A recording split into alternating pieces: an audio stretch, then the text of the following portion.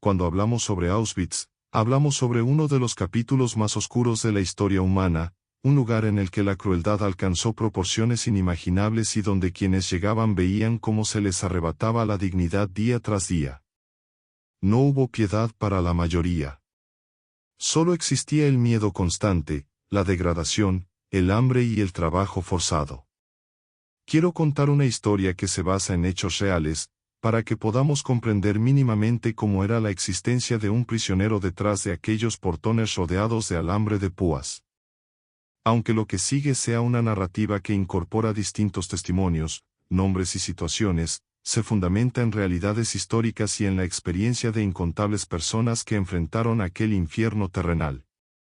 Te invito a escuchar estas palabras con el corazón abierto, recordando que cada detalle, por más cruel que parezca, formaba parte del día a día de muchos que allí murieron y de otros que sobrevivieron para relatarlo al mundo. La llegada a Auschwitz solía ocurrir la mayoría de las veces en trenes abarrotados, vagones de carga diseñados originalmente para transportar animales o mercancías.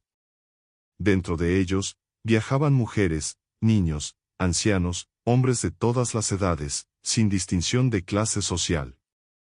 El tren se detenía y se oía el sonido estridente de las puertas metálicas abriéndose de golpe.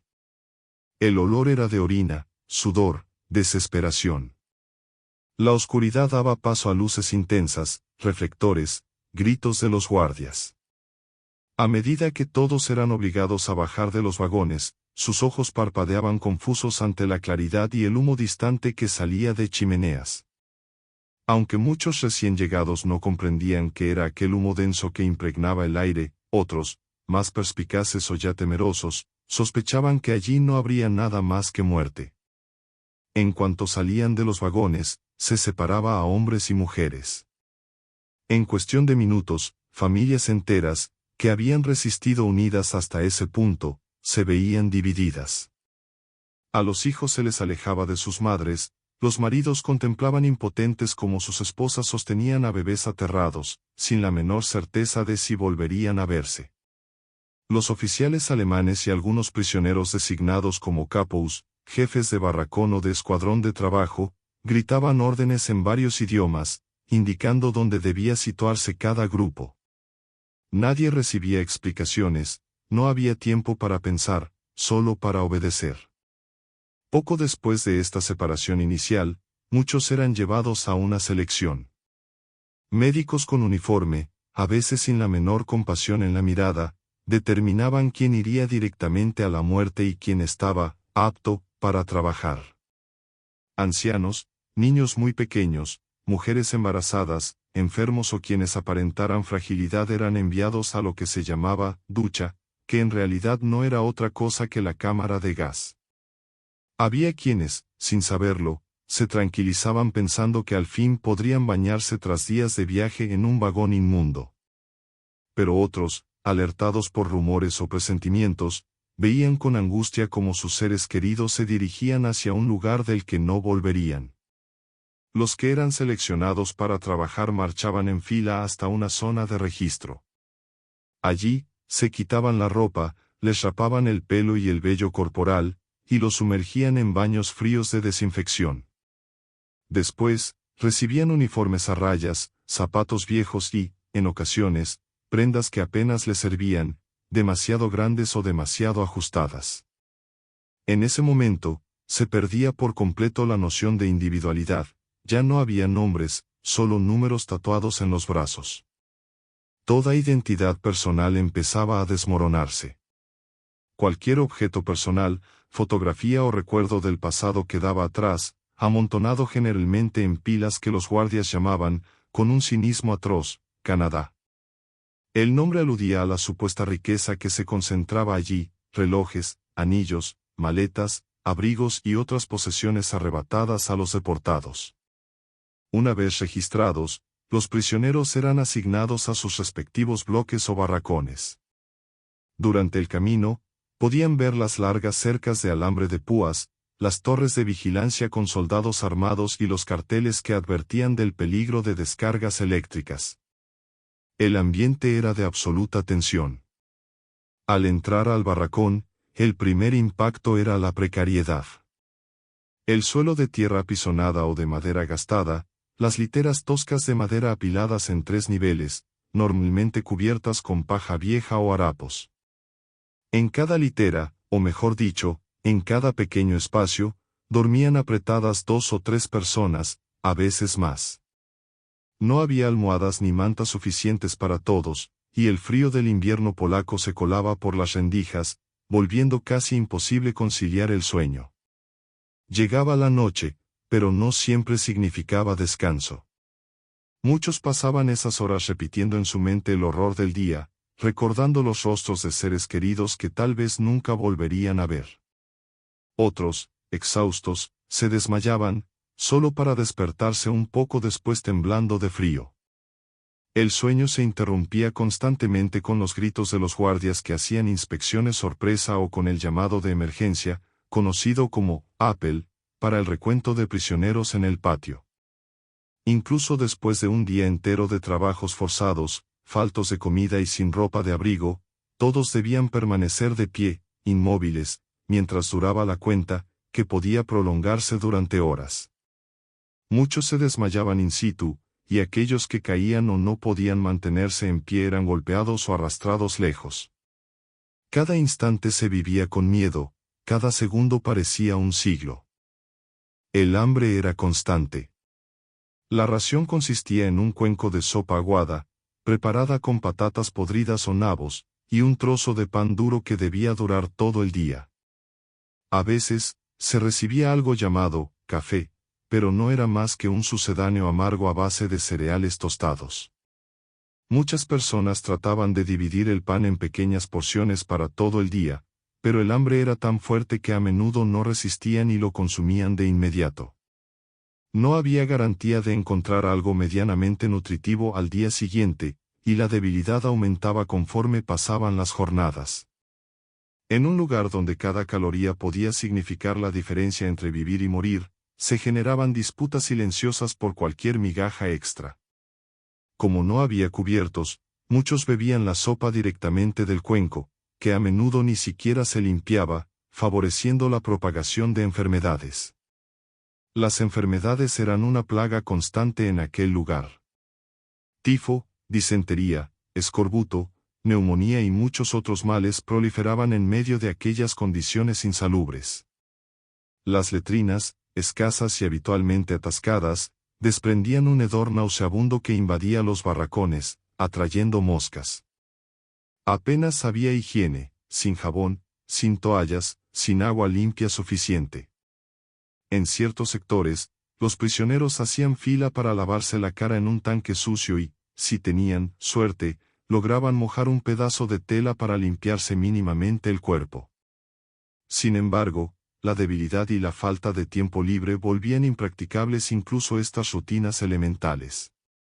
Enfermarse se convertía en algo casi inevitable, y muchos intentaban ocultar los síntomas para no ser enviados a la enfermería del campo, un lugar dominado por el terror donde, la mayor parte de las veces, no existía auténtica atención médica, sino experimentos, abandono o muerte. El trabajo forzado se prolongaba de sol a sol. Había diversas clases de faenas, dependiendo de la función asignada: construcción de más barracones, ampliación de las vallas, trabajo en canteras transportando enormes piedras de un lado a otro, o incluso en fábricas vecinas, como las de IG Farben, que producían caucho sintético y otros insumos para el esfuerzo bélico alemán. En todos esos espacios, la vigilancia corría a cargo de los capos y de los guardias de las SS, que no dudaban en golpear o incluso matar a quien se mostrara lento o incapaz. Muchos prisioneros padecían de llagas en los pies, ampollas que se infectaban al no recibir ningún tratamiento, lo que reducía todavía más su rendimiento y daba lugar a más agresiones. Con botas viejas e incómodas, los pies solían permanecer empapados en nieve o fango. El crudo invierno cortaba la piel, entumecía las articulaciones, pero el trabajo no cesaba. La deshumanización se reflejaba en cada detalle, el sistema estaba cuidadosamente ideado para agotar, humillar y, en última instancia, aniquilar a los que no pudieran seguir trabajando. Aún así, había un tenue hilo de esperanza que algunos se empeñaban en conservar. Surgían pequeños gestos de solidaridad en medio del caos. A veces, un prisionero con algo más de fuerza compartía su trozo de pan con un compañero gravemente enfermo. O bien, alguien se arriesgaba a robar un poco de comida del almacén con el fin de salvar a un amigo a punto de morir de inanición. Pero estos actos de generosidad se castigaban de manera brutal si los descubrían. Se dieron casos de prisioneros ejecutados en la horca ante todos para servir de escarmiento. Y aún así, persistían signos de humanidad. En la barbarie, algunos susurraban oraciones, trataban de recordar canciones o recitaban fragmentos de libros para mantener viva la llama de un mundo que existía más allá de aquellos muros. Rememorar épocas más felices era a menudo lo único que impedía perder la razón o caer en la desesperanza absoluta. Las noches seguían siendo largas y glaciales. A la madrugada, había que levantarse para el Apple matinal, una nueva cuenta que podía extenderse durante horas. La formación en el patio debía mantenerse impoluta, bajo la lluvia o la nieve, sin importar el estado de salud. Mientras los guardias contaban y recontaban fila tras fila, se obligaba a todos a permanecer inmóviles, castañeteando los dientes y luchando por no caer. Aquel procedimiento resultaba humillante y meticuloso. Los guardias verificaban los números, buscaban a posibles fugados o, en ocasiones, simplemente disfrutaban ejerciendo más crueldad. Si alguien estaba demasiado enfermo para aguantar en pie, lo arrastraban y lo dejaban en el suelo, frecuentemente a puntapiés, corriendo el riesgo de ser llevado a la evaluación médica. Era muy raro que alguien saliera con vida de esas revisiones, cuyo propósito era deshacerse de quienes ya no podían trabajar. Ser elegido para determinadas tareas externas, como limpiar las letrinas, podía ser a la vez un alivio y una tortura. En ocasiones, se podía hallar algo de comida entre la basura, pese a lo asqueroso y poco higiénico que fuera. Pero el riesgo de contagiarse de enfermedades o de sufrir castigos adicionales era elevado. Quienes trabajaban fuera del campo, ya fuera en obras, canteras o fábricas, veían a veces la vida exterior, casas lejanas, pueblos polacos, caminos donde circulaba gente ajena, o que preferían no saber, a lo que pasaba detrás de las alambradas.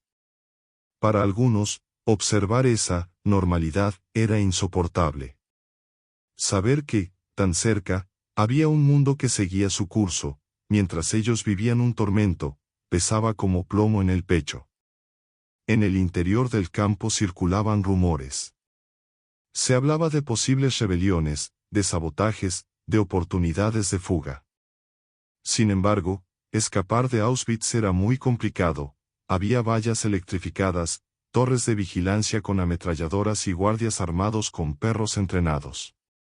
Quien intentase fugar se arriesgaba no solo su propia vida, sino también la de sus compañeros. Los nazis acostumbraban castigar a todo un bloque si algún prisionero huía. Hubo intentos heroicos, es cierto, algunos coronados por el éxito, pero para la mayoría, escapar era poco más que un sueño imposible. Aún así, esos relatos, fueran reales o exagerados, ofrecían un minúsculo rayo de esperanza en medio de la rutina asesina que dominaba el campo. La población de prisioneros abarcaba diversas nacionalidades y grupos, judíos venidos de todos los rincones de Europa, gitanos, prisioneros políticos polacos, soviéticos, homosexuales, testigos de Jehová, intelectuales, artistas. Cada grupo recibía un triángulo de color en el uniforme, y el trato, si bien era cruel para todos, podía variar según la jerarquía establecida por los nazis. Incluso dentro de esa jerarquía distorsionada, surgían tensiones. Algunos capos, escogidos de entre los prisioneros, abusaban del poder que se les otorgaba y se comportaban con extrema violencia, intentando salvarse ellos mismos o gozar de algún privilegio efímero. También eran víctimas de un sistema atroz, pero eso no disminuía la brutalidad que ejercían contra sus compañeros. En algunas áreas, sobre todo en Auschwitz-Birkenau, también se encontraban los barracones femeninos. Allí, mujeres y jóvenes soportaban condiciones similares o incluso peores que en los barracones masculinos. Sufrían las mismas carencias alimenticias, las mismas temperaturas gélidas, las enfermedades, y además debían enfrentarse al acoso constante y a la amenaza de agresiones sexuales. Se conocieron embarazos no deseados y, por supuesto, no existía atención prenatal. Las que daban a luz rara vez veían sobrevivir a sus bebés, muchos recién nacidos eran asesinados o morían por hambre y falta de cuidados básicos. Para las madres, aquello era un dolor insoportable. Sin embargo, algunas seguían luchando por proteger a los hijos más mayores, ocultándolos, buscando la forma de no ser descubiertos, un esfuerzo la mayoría de las veces inútil, pero que demostraba la ferocidad del amor materno en medio de la desolación. Los médicos nazis practicaban experimentos atroces en varios prisioneros. Josef Mengele, por ejemplo, ganó fama funesta con sus estudios sobre gemelos, además de otras crueldades. A los niños los sometían a intervenciones quirúrgicas sin anestesia, inyecciones y operaciones que no tenían nada de terapéuticas. El fin era recolectar datos que sustentaran la ideología racista o las llamadas investigaciones científicas alemanas. Muchos morían sobre la mesa de operaciones o poco después, abandonados, sin ninguna asistencia. El terror a los médicos era inmenso, muchos trataban de ocultar deformidades físicas o huían de las elecciones en las que Mengele aparecía con su uniforme impecable y un gesto altivo que decidía la vida o la muerte con un simple dedo. Con el paso de los meses y años, el olor a cuerpos quemados impregnaba el aire. Las chimeneas de los crematorios expulsaban un humo incesante. Los hornos funcionaban sin pausa para incinerar a los incontables cadáveres que llegaban de las cámaras de gas o que morían por hambre y enfermedades. Los Sonderkommandos, unidades de prisioneros forzados a ocuparse de los cadáveres y a operar los crematorios, vivían un tormento aún más profundo. Conocían el destino de quienes acababan de llegar y tenían que manejar los cuerpos de amigos, familiares o paisanos. No era raro que quisieran suicidarse o planear rebeliones desesperadas, ya que la culpa y el horror eran insoportables. El régimen nazi los amenazaba continuamente, sabían que de forma periódica se renovaba el Sonderkommando, lo que significaba que esos prisioneros que ejecutaban esa labor también serían aniquilados tarde o temprano, para no dejar testigos. Para sobrevivir, muchos hacían lo que podían en un ciclo infernal. Imaginar la angustia que sentían al mover los cuerpos de quienes conocían a los hornos es casi imposible. El tiempo en Auschwitz parecía seguir su propia lógica. Para algunos, cada día se prolongaba hasta el infinito, para otros, se mezclaba en una neblina de hambre, trabajo y humillación. Las estaciones marcaban el cuerpo, el calor sofocante del verano, sin agua suficiente para beber o asearse, producía desmayos e insolaciones, el gélido invierno traía congelaciones, resfriados mortales y neumonías. La nieve recubriendo todo quizá podría parecer hermosa en otro contexto, pero allí significaba más sufrimiento, más frío y la constatación de que la naturaleza proseguía impasible ante el dolor humano. Cuando se anunciaba la visita de alguna inspección alemana de alto rango, se trataba de organizar el campo para que resultara mínimamente presentable. Los prisioneros tenían que limpiar los patios, barrer los barracones, lavar las letrinas, y a quienes se encontraban en estado lamentable se les escondía o trasladaba de sección para que no fueran vistos. Los nazis trataban así de simular cierto orden o una higiene elemental. Pero en cuanto la inspección se marchaba, todo volvía a la miseria inmunda y opresora habitual. Poco a poco, los prisioneros iban quedándose sin fuerzas. Sus cuerpos esqueléticos, con la piel pegada al hueso, se volvían irreconocibles. Los rostros mostraban ojeras profundas, los ojos se apagaban. Algunos simplemente perdían las ganas de luchar.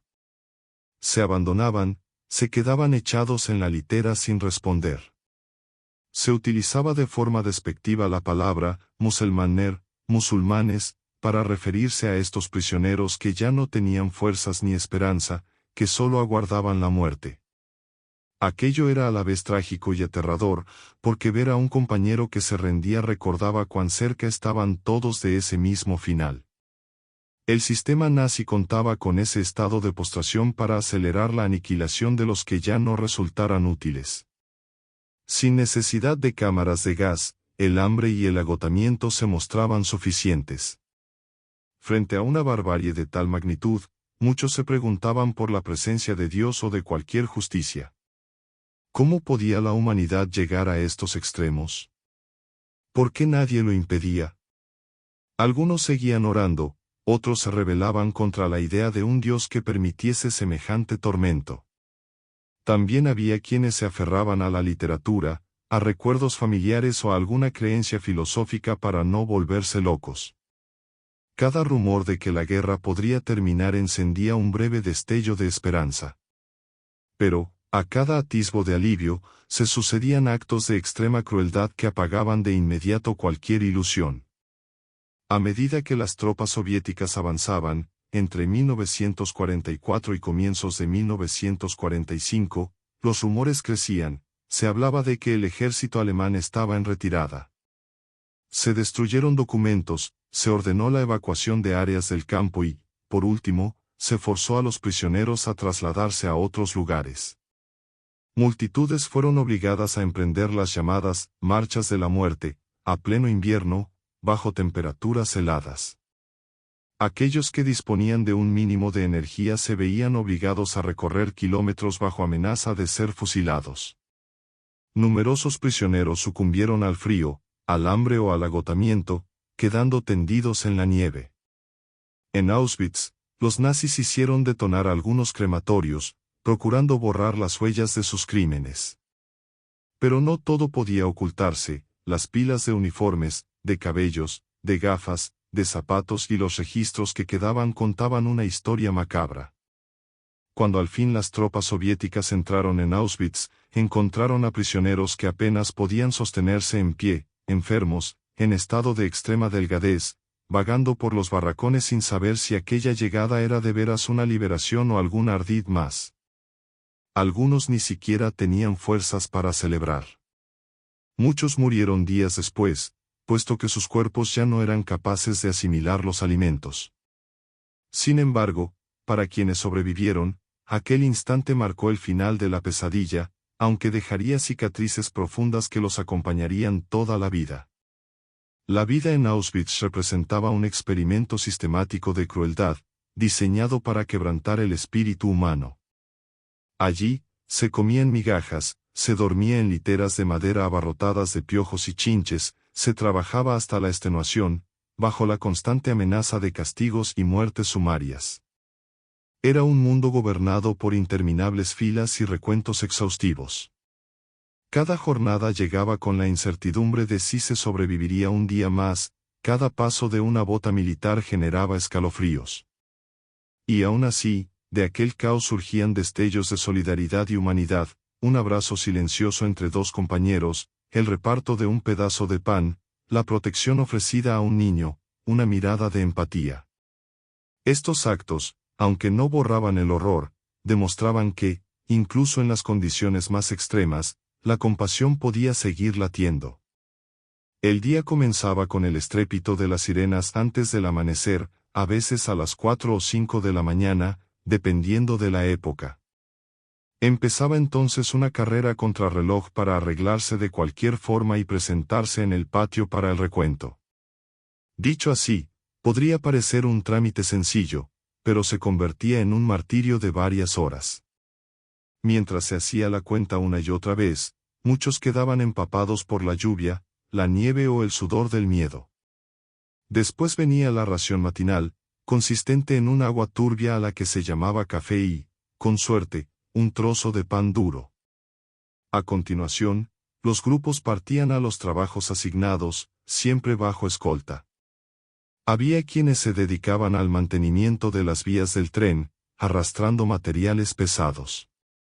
Otros cavaban zanjas o limpiaban zonas del campo, incluidas las letrinas, una faena que casi invariablemente terminaba en enfermedad. Algunos, desde un puesto con acceso a alimentos, arriesgaban el cuello al robar un poco de provisiones para ellos o para un amigo. Por un acto así se pagaba a menudo con palizas o ejecuciones. El almuerzo, si se lo podía llamar así, consistía en la sopa aguada de siempre, sin carne, preparada con hojas de col putrefactas o cáscaras de patata desechadas. Se comía de pie, en el mismo campo, al aire libre, y cada uno sujetaba su cuenco con las manos sucias, rogando no derramar ni una gota de aquel caldo, que pese a su sabor repugnante brindaba alguna caloría salvadora. Tras más horas de trabajo, ya de noche, se regresaba al barracón para recibir la segunda y última ración del día, un pedazo mínimo de pan, tal vez con un poco de margarina rancia o una cucharadita de mermelada dudosa. Y eso era todo. Para cualquier persona que, antes de la guerra, hubiera disfrutado de comidas sencillas pero suficientes, aquello resultaba espeluznante. Para los niños y adolescentes, la crueldad era aún mayor, pues sus cuerpos en desarrollo se consumían a un ritmo devastador. Dentro de los barracones, las relaciones humanas se volvían complejas. Se formaban alianzas de supervivencia, gente que se cuidaba mutuamente, que controlaba el estado de salud de los demás, que ayudaba a encubrir la fiebre o las heridas para evitar que los mataran. Pero también surgían rivalidades, la escasez conducía a disputas por un rincón más protegido del viento, por un pedazo de manta donde resguardarse mejor, por un trozo de pan. Guardias y capos alimentaban estos conflictos, ya que un grupo desunido y receloso era más fácil de manipular. Así, se creaba un entorno donde la solidaridad y la traición coexistían en tensión permanente. El calor insoportable del verano favorecía la proliferación de piojos, pulgas y enfermedades infecciosas. Escaseaba el agua para beber y asearse, y no eran pocos los que caían desvanecidos por insolaciones durante los interminables recuentos. Mientras tanto, el invierno traía congelaciones de manos y pies y un aumento de muertes por neumonía. Quienes trabajaban a la intemperie sufrían el agrietamiento de la piel, el fango constante y la nieve que se colaba por unas botas destrozadas. Dentro de los barracones no existía calefacción y la cercanía de tantos enfermos solo multiplicaba la propagación de epidemias. Era habitual que la SS impusiera castigos ejemplarizantes. Cierto día, un prisionero fue sorprendido tratando de escapar. Lo capturaron y lo llevaron al patio principal, donde el resto de prisioneros se vio obligado a reunirse para contemplar su suplicio, primero una paliza y, después, la horca pública. El silencio resultaba atronador, roto a veces por el silbido del viento o por algún sollozo ahogado de quienes no podían soportar la escena. El mensaje era nítido, cualquier tentativa de fuga o rebelión se penaba de manera atroz, con consecuencias funestas para todos. Ese régimen de terror institucionalizado era muy eficaz, pues mantenía a la mayoría en la sumisión y el silencio. En otra ocasión, se cuenta que un grupo de mujeres que trabajaba en la clasificación de pertenencias logró introducir pólvora de contrabando para apoyar un levantamiento del Sonderkommando. Este acto heroico fue descubierto y ellas fueron detenidas, torturadas y asesinadas. Aún así, en octubre de 1944, el Sonderkommando de Birkenau consiguió alzarse en rebelión y destruir parcialmente un crematorio. Pagaron un precio altísimo en vidas, pero evidenciaron que, incluso en el peor de los escenarios, algunos seguían resistiéndose. Conforme avanzaba el frente oriental, el miedo se mezclaba con la esperanza. Por un lado, los prisioneros temían que los nazis, acorralados, prefirieran asesinar a todos antes de la liberación. Por otro, había rumores de una pronta salvación, de que el ejército alemán se retiraba y los soviéticos estaban cerca. En enero de 1945, los nazis resolvieron evacuar el campo. A muchos esa evacuación les resultó aún más letal que haberse quedado. Miles de prisioneros fueron forzados a caminar sin apenas comida y a temperaturas glaciales. Murieron muchos en el trayecto, y sus cadáveres yacían en la nieve por los caminos. A aquellos que no podían seguir el ritmo se les disparaba en el acto. Algunos lograron escapar en medio de tanto caos, pero la mayoría avanzó aterrada, convencida de que si lo intentaban acabarían con una bala en la cabeza. Cuando al fin los soldados soviéticos alcanzaron las puertas de Auschwitz, encontraron a unos 7.000 supervivientes. Muchos estaban al borde de la muerte, incapaces de caminar, tumbados en literas inmundas. La escena era dantesca, esqueletos con ropas a rayas cubiertas de suciedad y sangre, rostros sin expresión de tanto sufrimiento. Los libertadores quedaron conmocionados por lo que vieron, montañas de zapatos, de ropa, de cabello humano, acumulaciones de cenizas y huesos en los crematorios. Había documentos, cuadernos y fotografías dispersos, aunque muchas pruebas ya habían sido destruidas. El mundo empezó entonces a conocer el horror planificado que se había ejecutado allí. Hizo falta tiempo para que se entendiera la magnitud de aquel infierno, pero las imágenes captadas por quienes liberaron el campo y los relatos de los supervivientes recorrieron el planeta, mostrando de modo inequívoco a qué extremos de crueldad puede llegar el ser humano. Para quienes sobrevivieron, volver a la vida normal no era factible. Nada era ya normal. Muchos regresaron a ciudades donde no quedaban ni familia ni amigos, ni tampoco rastro de sus antiguas existencias. Arrastraban profundas secuelas físicas y mentales. Algunos no pudieron dormir durante años sin que los asaltaran pesadillas, otros permanecieron en silencio, sin encontrar palabras para describir lo que habían vivido. No faltó quien necesitara décadas para romper su mutismo y hablar abiertamente de Auschwitz. Muchos arrastraban heridas irreparables, amputaciones, enfermedades crónicas, fobias severas. Para algunos, tan solo ver un alambre de púas les resultaba insoportable. Y había también quienes intentaron reconstruir sus vidas, formar nuevas familias, tener hijos, buscando en el Renacimiento un remedio contra tanto sufrimiento. Quienes brindaron su testimonio, quienes escribieron memorias o concedieron entrevistas, lo hicieron para advertir a las generaciones futuras. Deseaban que su dolor adquiriese algún sentido, garantizando que el mundo no negara ni olvidara lo que había sucedido. Si algo enseña la historia de Auschwitz, es la fragilidad de la civilización cuando se la alimenta con discursos de odio, prejuicio y fanatismo. Auschwitz no fue un accidente, surgió de una ideología genocida, de una burocracia sumamente eficaz y de un gran número de personas que obedecieron o decidieron callar. Por eso, honrar la memoria de quienes sufrieron en Auschwitz es un acto de responsabilidad colectiva, un compromiso ético para no repetir jamás los mismos errores que desencadenaron tantas muertes. El campo de Auschwitz-Birkenau se transformó, tras la guerra, en símbolo del Holocausto, un monumento silencioso a millones de vidas que se extinguieron. Hoy, quien visita el memorial contempla algunos barracones que siguen en pie, las alambradas y las ruinas de los crematorios. Puede leer nombres, ver objetos personales arrebatados a las víctimas y sentir un escalofrío al caminar por las mismas vías que condujeron a multitudes hacia la muerte. En el silencio que invade el lugar, es imposible no pensar en cuántas voces fueron ahogadas, cuántos talentos y sueños se truncaron allí. Es una sensación opresiva, pero también necesaria, pues nos recuerda que el odio ciego y la deshumanización pueden originar catástrofes irremediables. Volvamos, pues, a la rutina que definía la vida de un prisionero en Auschwitz, ya que esa es la sustancia de toda esta narración: comer, dormir y trabajar en circunstancias infrahumanas, con cada segundo teñido de temor y humillación. Comer, cuando se podía, consistía en devorar una sopa repulsiva y un trozo de pan duro, disputado hasta la última migaja. Dormir significaba encajarse en un tablón de madera plagado de insectos, compartiendo estrechamente el espacio con otros cuerpos famélicos, helándose de frío o de fiebre. Trabajar suponía, básicamente, ser explotado hasta la extenuación, cargando pesos, cavando zanjas o erigiendo infraestructuras que alimentaban la misma maquinaria de exterminio.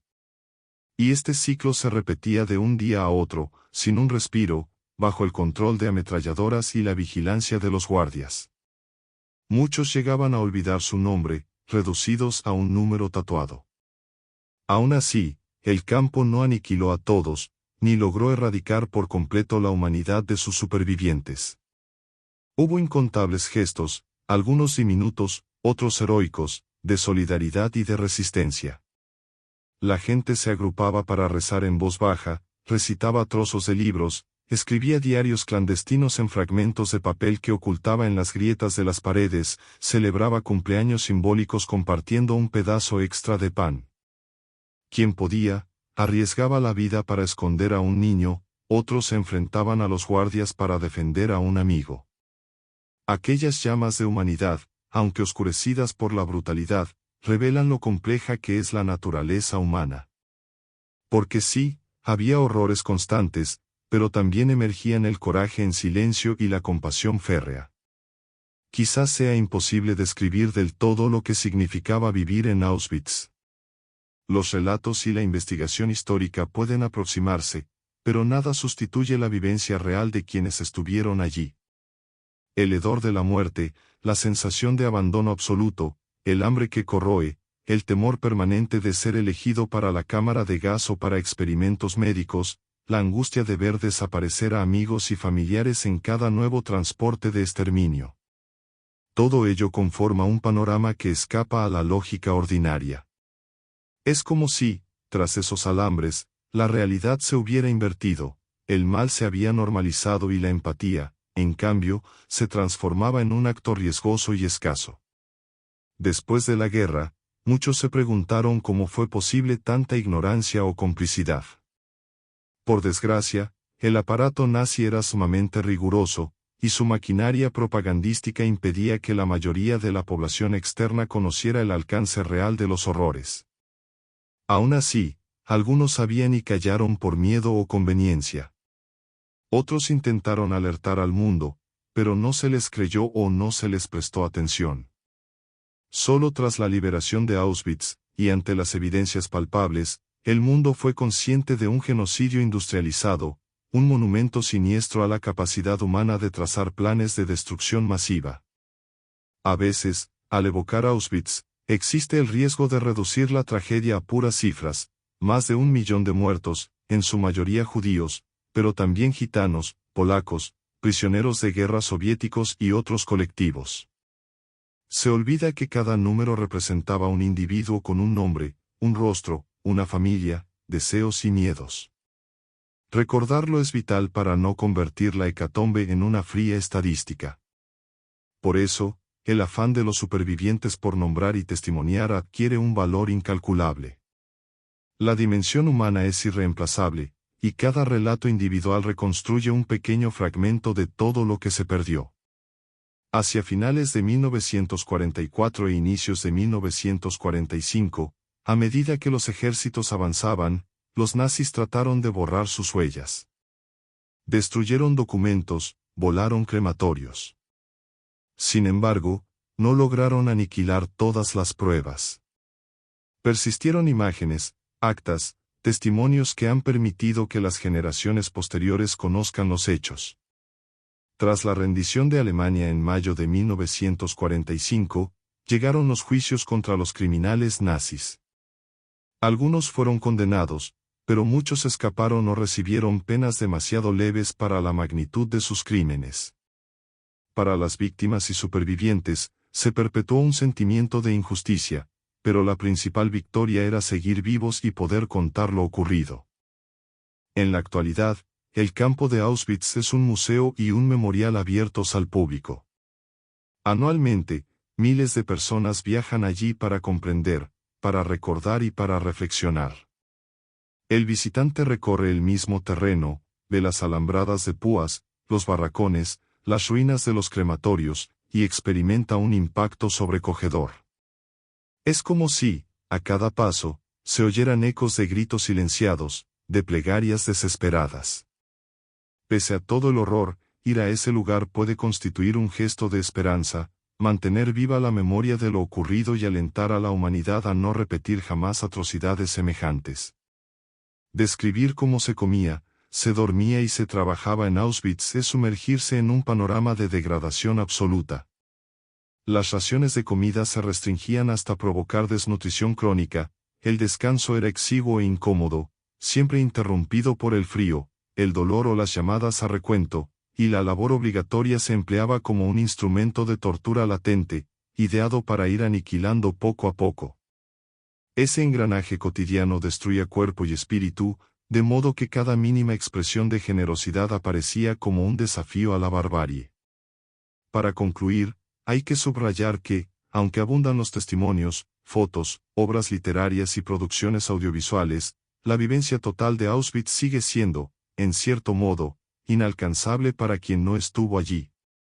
Por ello, conservar el testimonio de quienes lo vivieron es esencial para que la historia no se distorsione ni se olvide. Debemos entender que, tras las cifras, había personas de carne y hueso, con sus propios anhelos, temores y afectos. Y que todo ese horror no brotó espontáneamente, sino que fue sembrado por discursos de odio continuados, por políticas de exclusión y asesinatos en masa. La principal lección que quizá podemos extraer es que hemos de vigilar de cerca cualquier forma de deshumanización del otro, pues el salto del prejuicio verbal a la barbarie tangible puede ser mucho más breve de lo que creemos. Auschwitz representó la culminación de esa deshumanización. Fue allí donde, durante años, hombres, mujeres y niños fueron tratados como menos que nada. Pero no se puede negar que, incluso en mitad del horror, algunos se aferraron a su humanidad, protagonizando gestos valientes o pequeños actos de cuidado hacia otros. Esa tenaz defensa de la dignidad, unida al testimonio posterior, se ha convertido en un recordatorio perenne de que, incluso en el infierno, siempre quedan quienes se niegan a renunciar a la compasión y la solidaridad. Y así, al despedirnos de este relato, quedan las voces que, desde las ruinas de la maldad, se alzan para gritarnos a las generaciones futuras que no olvidemos. Cada pedazo de pan disputado, cada noche insomne, cada abrazo marcado con un número, cada lágrima vertida en el crudo invierno polaco, todo ello compone el rostro más real y atroz del Holocausto. Que esta historia verídica, tejida con un sinfín de testimonios, siga resonando a lo largo del tiempo, para que jamás dejemos que algo semejante vuelva a ocurrir. La memoria es nuestra aliada más poderosa contra la repetición de la barbarie. Y Auschwitz, con todo su dolor, seguirá como un testigo silencioso y solemne de que la humanidad es capaz de lo peor, pero también capaz de recordar, de aprender y de actuar de forma distinta, si se aunan la valentía y la empatía necesarias para no olvidar.